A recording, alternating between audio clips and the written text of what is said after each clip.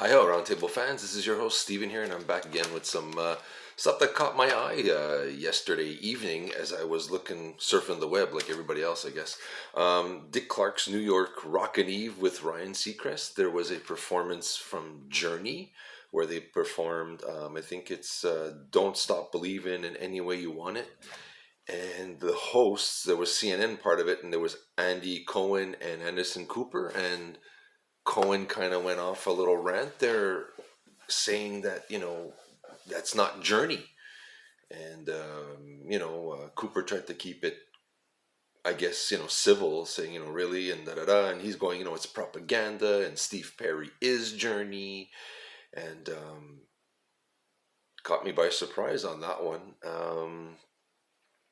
I guess it's an age old topic. I think it started off years. I remember far back in high school when Kiss took off the makeup, and there was other members, and everybody says it's not Kiss without Ace and Peter, and it's not Van Halen without David Lee Roth, and these arguments have been going on since the dawn of time. But I haven't seen it on air before. Like of all places, New Year's Eve, I guess. It kind of was out of place for me. I wasn't expecting to see that there, and I guess it brings up the question: is it Journey?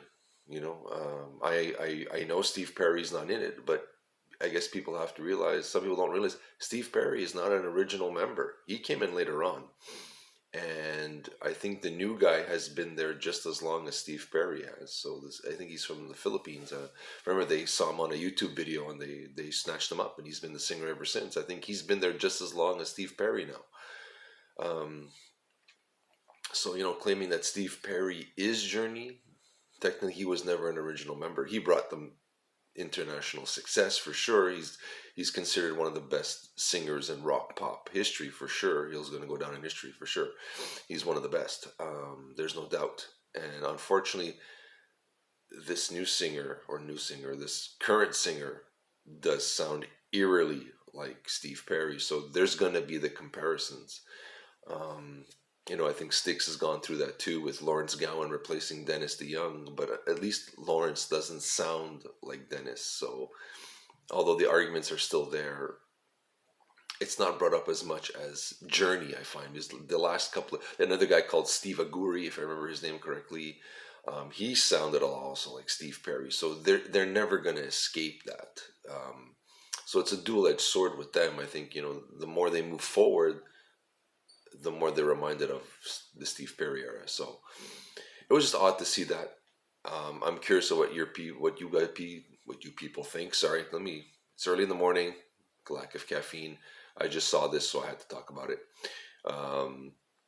Hence the baseball cap, and whatever. But it is what it is. I love Journey as much as anybody else does. I thought that the last album, I think it was called Eclipse, although it was different than Journey, was a great album. It showed them they had chops, and they could, do some really good music.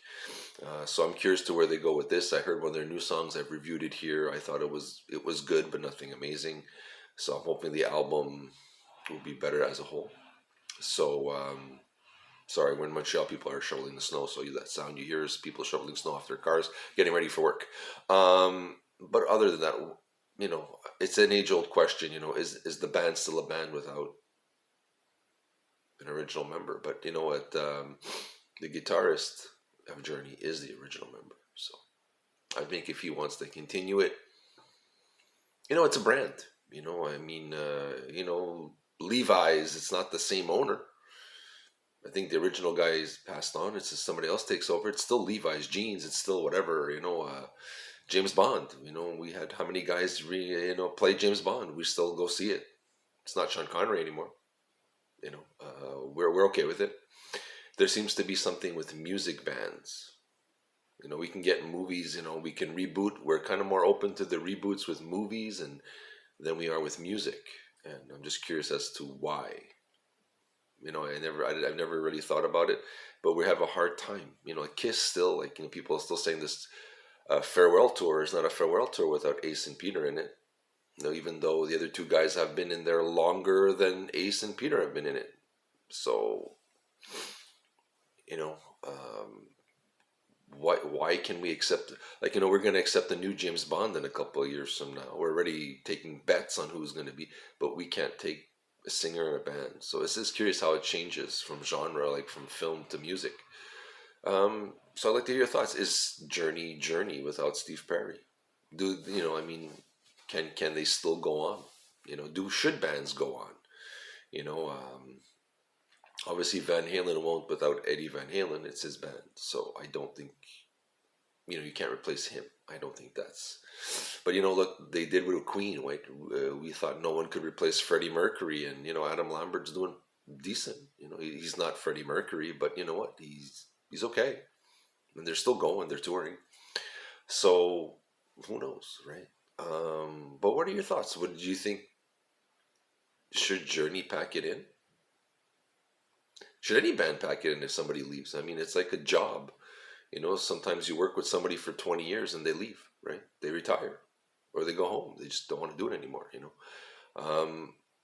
What's this, I guess, stigmata with music? Why bands have to be the original band? Like sometimes look, Steve Perry brought Journey to fame and fortune, and he's not an original member. He brought them the global, recognition that they got.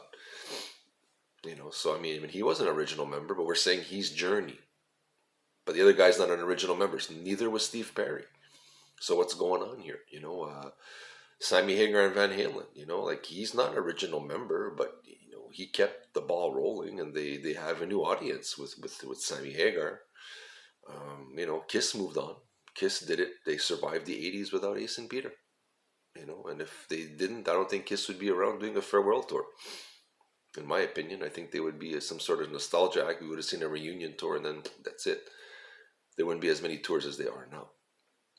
And that's my thoughts. I just want to know what you guys think. Is Journey Journey? Is any band a band without the original members? But again, the Steve Perry one, there's no point to it. Steve Perry was not an original member. He came in, I think, their second or third album. So that case, I think, is kind of moot and void, in my opinion. But what do you guys think? I'd like to hear from you guys. Let me know what you think. Bands changing members. Is it still the same band? Should they change the name? Should they go on? Should they just quit? Can they? I'd like to hear from you. Happy New Year. Hope 2022 is much better than 2021. Let's hope this Omicron and whatever else is going out there ends, and we can go back to living a real life. All right. So, but you know what? Make it as real as you can. Like do what you can. Other than that, let's not keep it. I want to keep it political or whatever. So, but music. Let me know what you think. Is Journey Journey? Is Sticks? Whatever. Foreigner. I think there's only Mick Jones left. Let me know what you think. Are they still a band? Should they tour? Should they consider themselves? Should they still use the name? Let me know. Live the dream. Keep it alive. Take those hits and keep moving forward. And I'll see you soon. Ciao.